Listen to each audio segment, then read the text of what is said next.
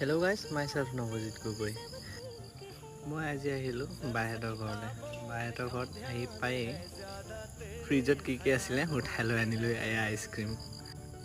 বায়ে বাহিৰত পূজা কৰিবলৈ ধৰিছে। এয়া আমাৰ বাই একেবাৰে পূজাই, ইমান পূজা কৰে যে মানে মাংস নাখায়েই সিহঁতে। আৰু এয়া আমাৰ পণ্ডিতজী, এওঁ পূজা কৰি আছে। আৰু মই ওলাই আহিলোঁ এনেই বাহিৰলৈ। অলপ দূৰ খোজ কাঢ়িছিলে, এন্ধাৰেই হ'ল। ফ্ৰণ্টত চালোঁ যে জোন ওলাই আছে। ঘূৰি আহি ভাবিলোঁ এতিয়া কি কৰা যায়। এয়াই মোৰ বাবে ডাঙৰ প্ৰত্যাহ্বান। এনেতে মনত পৰিলে ৰীল বনাব পাৰোঁ নহয়।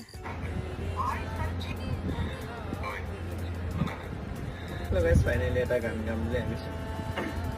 চ' কাৰোবাক ক'ব বিচাৰোঁ যে যেতিয়া তাই দূৰত থাকে তেতিয়া মনটো এনেকৈ কয় যে